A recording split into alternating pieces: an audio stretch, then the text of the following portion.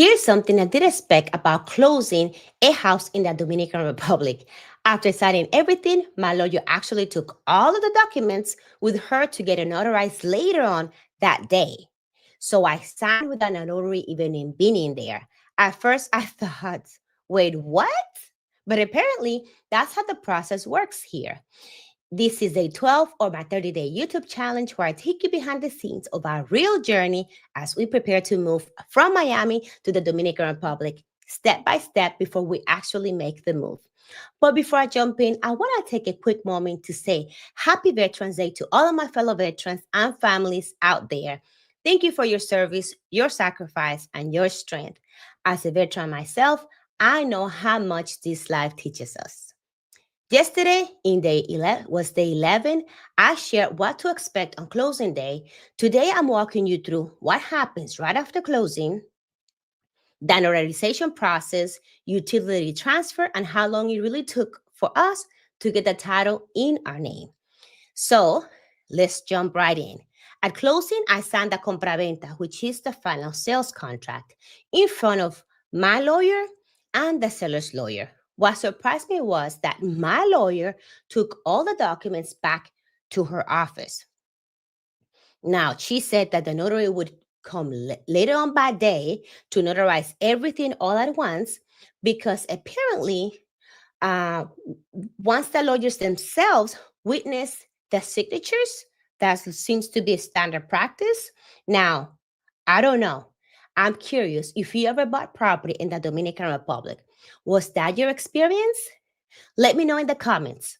So, at the closing table, my lawyer had me sign an authorization form to for a third party so that this third party could transfer the electric bill into our name.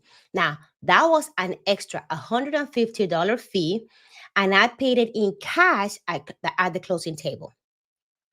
Now, to me, that was totally worth it because not only it avoids me the back and forth with the utility company, but also I wasn't going to stay in the Dominican Republic to get that con- actually done.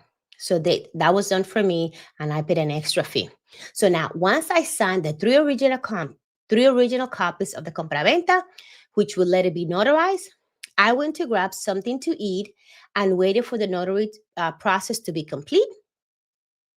And then so we officially closed on the property on August 28th, and our title was transferred into our name on November 3rd. So it took about 2 months, which I thought was kind of reasonable. It's just kind of like the same thing that happens here in the US. So right after closing and before I went to eat, I met with the property manager to go over the lease agreement for our new tenants. But I will share this story. I will save that story for tomorrow. Now, what I want you guys to take away is that buying abroad comes with surprises, guys. But if you're patient and you try the process, things do move forward in the Dominican Republic. What I've noticed, the difference between the US and the Dominican Republic is that in the Dominican Republic, there seems to be a lot of human built trust in how things are done there. And even though not everything happens instantly, like in the US, like it happens here, it actually gets done, right? And remember, I'm not a lawyer. I'm just documenting our real experience to help make your journey a little smoother. If you found this helpful, please hit the like button, but most importantly, hit the subscribe as I'm documenting every step before making our big move. If you want my free 7-step property buyers checklist to help guide you before you buy, email me at info@livingindrguide.com with the subject, the 7-step checklist, and I will send it directly into your inbox. Tomorrow, in day 13, I'll share how we handle our first lease agreement for our new property and what to watch for if you ever plan to rent your property in the Dominican Republic.